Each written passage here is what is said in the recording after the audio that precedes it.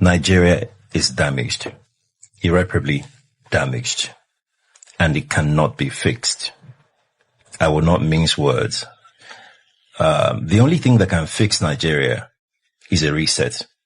You can interpret that however you want to interpret it. Why don't the Yorubas and the Igbos of Nigeria genuinely trust or like each other?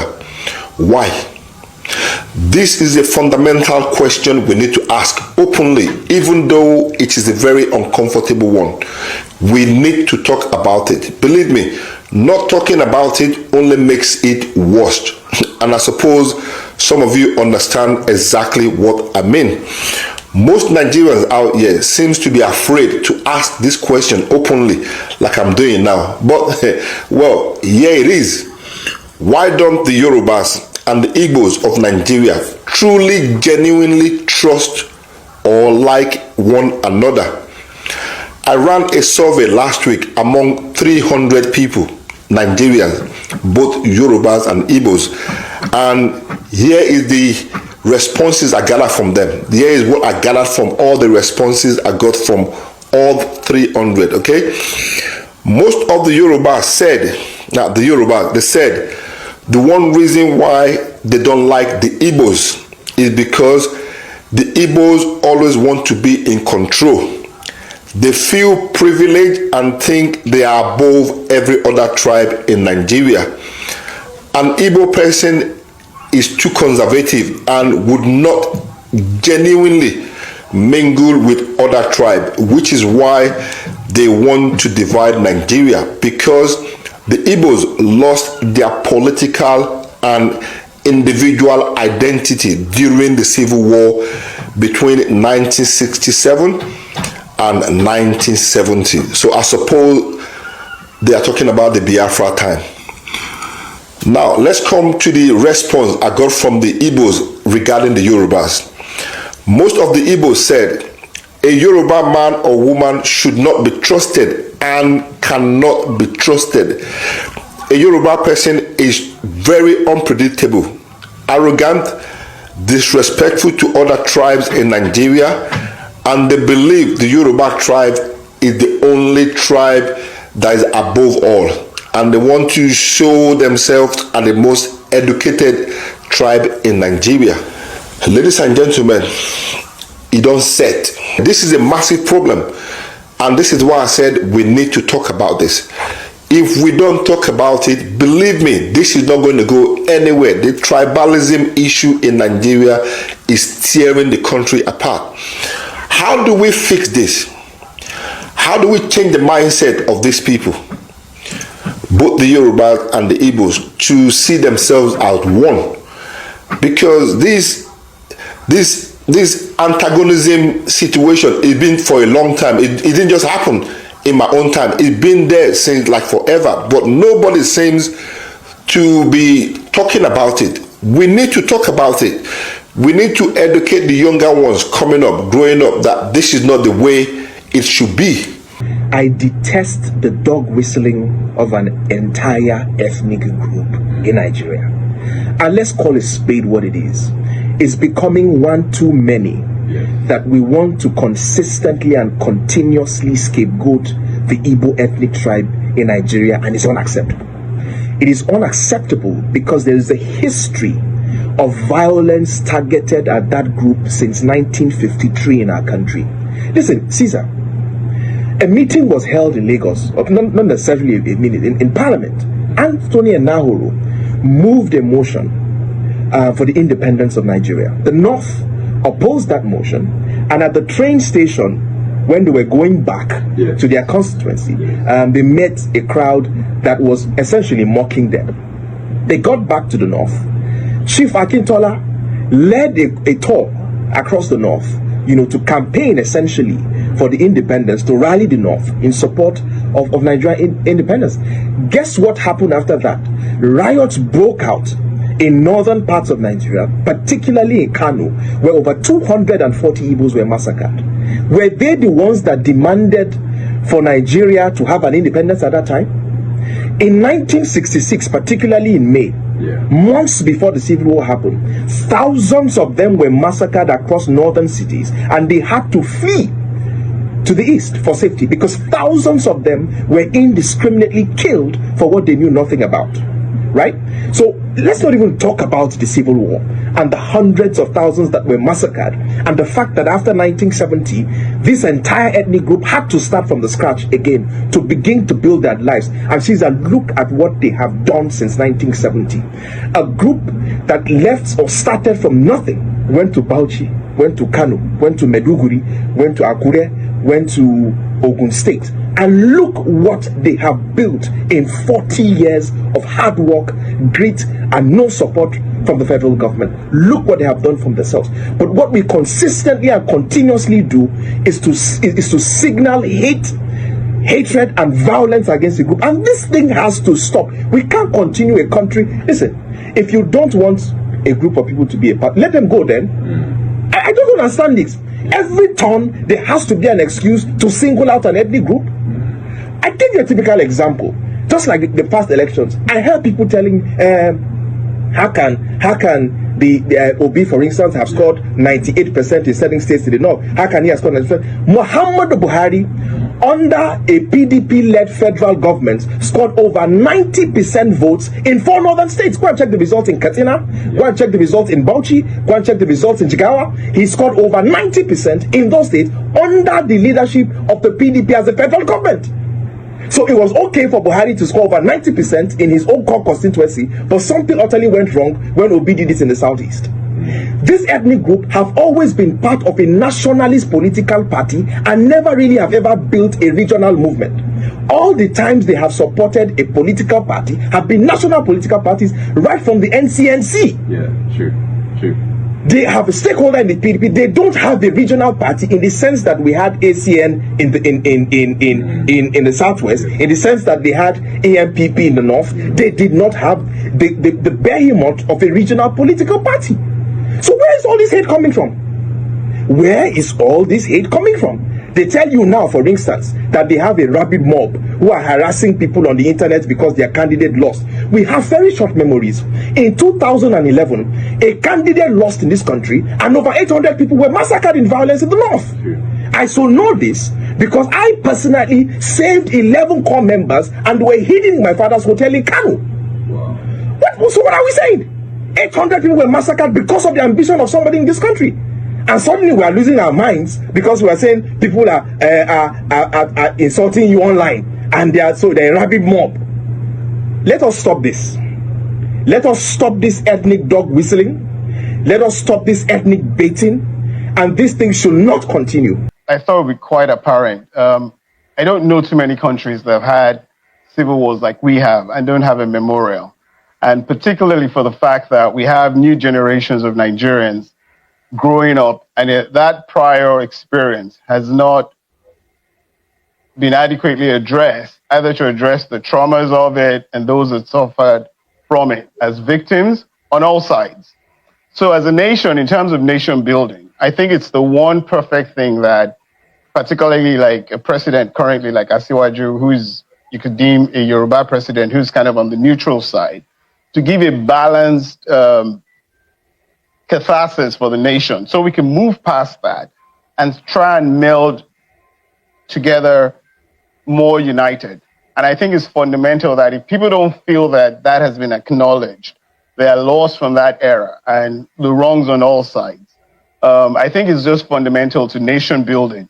If we think we want to develop as one nation, that we have that, particularly somewhere in Abuja, that all the names of those who were lost during the Civil War is memorialized. Now, I know your father very well. It's like a grandfather, but called me friend. And he was on this trajectory about uniting the nation. And it was one of in the forefront of identify the true identity of Nigeria. But I see on Twitter these days and social media how I didn't know that Nigeria was this divided until you get to Twitter. And that's where in fact, people are asking Gok, the ex AI tool, and questions that will further explain the division and the gap, ethnic gap and the tribal gaps. And you have ascribed that there's little knowledge about what has happened to us in the past. You look at the those who say history being taken out of our curriculum is the major problem. But how many years now since the Civil War? What more can we do to make the restructuring process that Payo Adebanjo preached before he died? Is it part of the process, or what exactly? Or is a political will? Is a government of the day? Where do we start from exactly? Because definitely the younger generation are terribly divided. Yes. Well, the first thing we need to do is actually understand the problem. Let's know that our problems is designed. Nigeria was actually designed to fail by the colonial masters. You need to grasp the gravity of that. Even in our textbooks, in my generation, when we still were taught history, they told us they adopted a divide and rule strategy. That still persists today. There are things baked into our union that forces us to be divided so we do not develop. A friend of mine gave a very good analogy where you have football teams, for instance, whether you're Chelsea or Man U. The rivalry that is orchestrated between the fans of those two football teams is mind control. It's deliberate because the owners of those football teams benefit from the passions that are engendered within that. People are passionate, they buy tickets, sometimes it even leads to violence. Nigeria is in a similar position where maybe they just start a concept that there's something called Igbo and Yoruba rivalry. Where did that come from? These two people have lived together for thousands of years. There was no rivalry. So until someone just orchestrated that as a template to keep those two united, because of course, if you have Igbos and Yoruba united, you probably would unite across the entire South and the Middle Belt and change. Because what happens is the reason why we have bad government in terms of we don't have good leaders emerge, and even those who emerge, we can't hold them accountable because the people are divided. That's it. So the crux of it is we are designed to fail so that we are designed to be divided so that we fail. And that's why there's things like the Civil War Memorial I'm talking about, and people understanding how what my friend called Oyibo Wayo is at play in all the things that happens in the country. And it plays even, for instance, when you see distracting things like Big Brother, which is distracting our youth from focusing on the issues. Some of these things are deliberate. Let's not think it's an accident. I come here today to condemn the statement of Abike Dabiri, that woman that has not been useful for any other thing, that's squandering our money over our family, over our non-nostication, stupidity things. I totally condemn a statement of tribalizing criminality among Nigerians. I totally go against the fact that she, one way or the other, indirectly referring to a particular group of tribe in Nigeria to be behind all the criminalities in Nigeria. An Igbo small girl was the best student this year in all subjects in England. We say she is a Nigerian. But when there is problem, like what you are saying about Malaysia or whatever, that the people on death row, there 20 people are on death row, there are 20 of them are from Southeast, one of them from Edo. Your Excellency, what is wrong with your brain? Why do you have a selective memory? Is it because you don't wash your hair all the time? 52 Yoruba people are in Saudi Arabia facing death penalty. 52 Nigerians, Yoruba people. So, last week in New York, over 14 Nigerians were rounded up. Mostly Yoruba people. You are trying to tribalize criminality. A criminal is a criminal. As long as you are carrying your passport, if you committed any crime, you are a Nigerian. I'm trying to say that you don't want people to generalize it. Haven't you generalized it by you saying that 20 of the 21 are from Southeast, and that has been the normal routine? What is normal routine? I want 50 to 1 in Saudi Arabia. We don't want bigots like these people in power. We don't want people who talk all over Shisha. We have Nigerians suffering, dying every day in Libya. This woman will look for the time we had problem in Sudan, this woman, this bigot of a woman, refused to carry people from Southeast, giving preferential treatment. People who are facing death, on selecting one. Eru Fulani. On tribalize criminality to Nigeria. Are we not Nigerians? Aren't we carrying the same passport? Èmi ò mọ̀ bí ó ti jẹ́ wípé bọ́n ṣe sọ pé we are so smart in Nigeria. Àwọn olófò bí eléyìí. Àwọn olófò ènìyàn. Àwọn ọ̀dàlúrú. Àwọn òfin ọ̀rọ̀ báyẹ́jẹ́. Irú yín náà fi sípò. How do you mean that that you don't want to generalize it, but most of the crime always come from one particular place? There are over 50 Yorubas that are facing death penalty in Saudi Arabia right now. Why aren't you saying a goddamn thing about it? You make me mad this morning.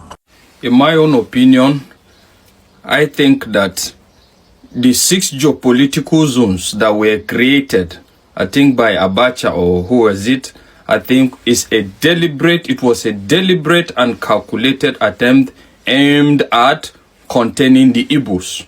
That is my opinion, and I'm entitled to it. And let me explain further.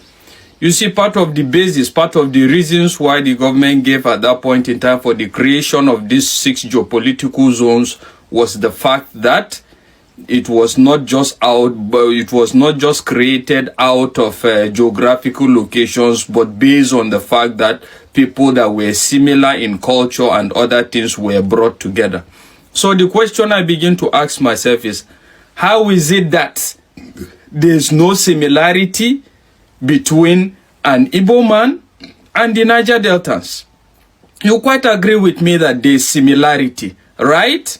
And secondly, let's look at the creation. Why I say it's a deliberate move to contain them in one place is the fact that, look at the way they would have been privileged to the water if not for the fact that they were carved in the middle. If you look at it, you see they were carved in the middle, which deprived them of having a seaport. But when you look at places like Lagos now, Lagos is privileged to have that by virtue of the fact that it's close to the water. And funny enough now, you get to look at it that the seaports that are supposed to be viable in the Niger Delta are not viable. Why are they not viable? You should answer that question to yourself. So if you look at it generally, there's a problem there. And funny enough, the Niger Delta seems not to be agitating for having these seaports. Why? Possibly because they are already rich in terms of the revenue allocation they get because they have oil. But another thing again is the fact that one of the main reasons why the Igbo man have to leave to places like Lagos is the fact that the Igbo man is a businessman. And there's ease of doing business since they are more into importing or whatever to come and reside in Lagos. But funny enough, this would have been made much easier had it been, there's a kind of, if the seaport in the Niger Deltas is viable, right? So, but you get to see that by the time the Igbo man complain of we need seaport now, they will say, no, you don't have anywhere to have a seaport, right? And let's go to this other aspect. What are the major reasons for the agitation of an Igbo man in the country at the moment? We just need to do justice to that. One is the fact that the Igbo man feel threatened anywhere he goes. In most of the places he goes, most especially in the north, anything that happens, he feels threatened. We're going to burn down your business. This is not your place. We'll send you away. With evidence, right? It has happened so many times. In short, even recently in Lagos, they seems to be having that as well, right? That is point agitation number one.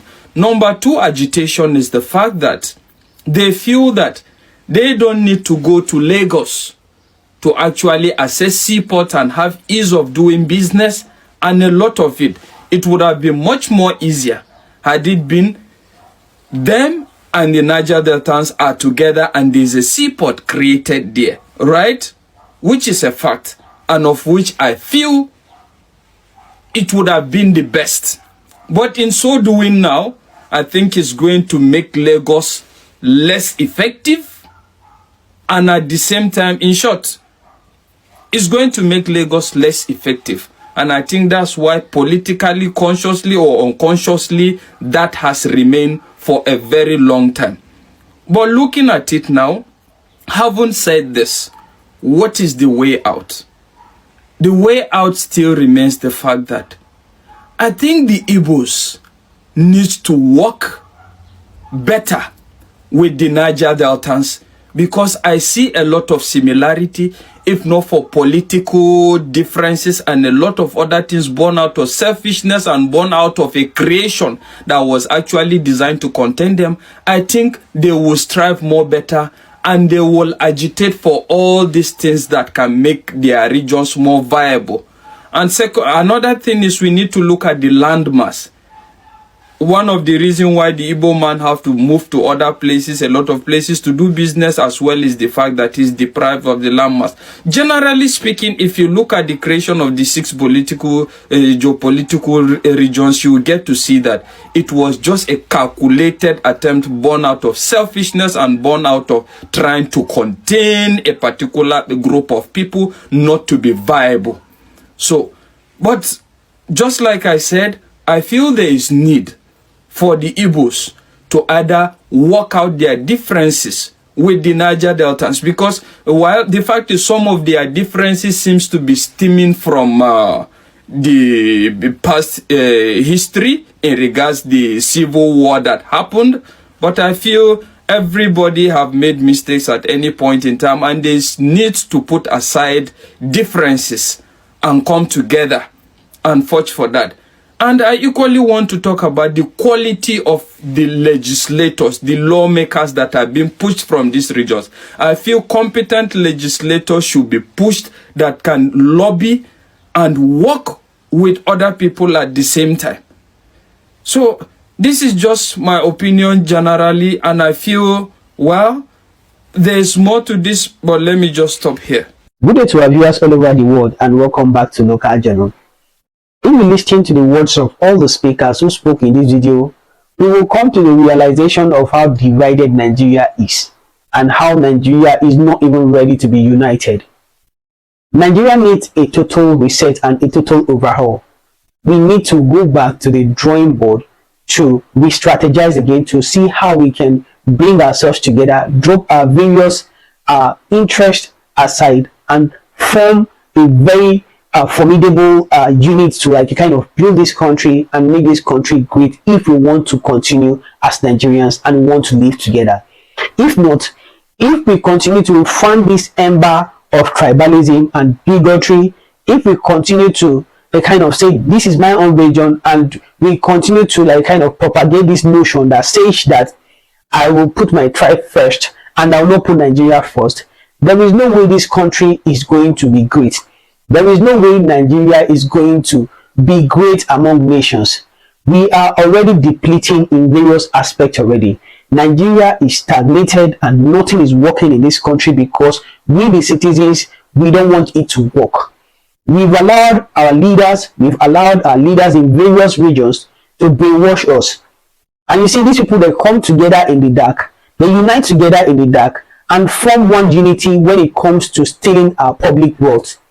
But when it comes to dividing us so that we won't know our left from our right, so that we'll be distracted, so that we won't call them out, or so that we won't like kind of hold them accountable, they perfect it so well that we the masses, we don't even know what we are doing. They bring one or two things to like kind of distract us, and in the end we become distracted and we won't be able to hold them accountable. Instead of us holding our people accountable, our leaders accountable, that time we invest that time into like propagating tribalism and ethnic bigotry. Where is that taking us to today? We look at the way this country is being run. Look at from the day it was created to this very point in time. Are you proud of this country? Are you proud to be called a Nigerian? Of course, Nigeria would have been a very great country if not because of the corps of leaders that we've had. And those leaders, they've done an everlasting damage to our mindset already, because the way the mindset of Nigerians are programmed today, they don't see themselves as brothers, regardless of whether they come from the same region or not. Of course, they can manage the fact that they are coming from the same region and they speak the same language to do things together. But you see, the moment you don't come from the same region with another Nigerian, it becomes glaringly clear that he's not going to do anything. He's not going to attach himself with you. And anytime anything that concerns politicking comes, or campaign or election comes, he's going to look at the person that is coming from his own region, regardless of whether the person is qualified or whether the person is going to give Nigerians the dividends of democracy or not.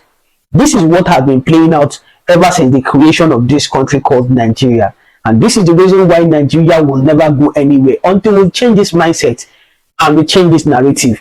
Nigeria is a country that is fond of ethnic profiling. We are fond of profiling one ethnic group just because we feel we don't like them, or just because we want to put them on the edge, and so that they can always be relegated to like second-class citizen in a very country that they all came together to fight for the independence. It's not as if it was only one region or a particular tribe that fought for the independence of this country. It was a collective fight that everybody came together to fight. But now they don't want a particular region and a particular tribe to become the president of this country. And until we do something about this as soon as possible, there is no way Nigeria is going to grow. So many countries around the world today are looking down on us because of our situation. It is actually because of the situation in the country that is not palatable that makes us to go seek for greener pastures in other countries. Countries that are not even on par with Nigeria, countries that cannot even withstand Nigeria today, have made us all laughing stock because our country is degrading. Our country is like on the reverse, and it's on the edge of like a kind of total collapse. So the thing is this: if we don't wake up to fix this country, if we don't shun tribalism, ethnic profiling, and favoritism that is going on, there is no way we can have the country of our dream. And Nigerians will continue to be like looked down upon. Nigeria will continue to be insulted globally until something is done about our situation in our country, until things turn around in our country and the change we yearn for comes from within, which is our country. There is no way other countries are going to respect us. There is no way Africa, other African countries, or even countries around the world are going to see Nigerians as human beings who are eligible to like kind of stay or travel anywhere or reside anywhere without being stereotyped. Kindly drop what you have to say in the comment section. And if today is your first time to visit our channel, please kindly like, share and subscribe to our channel.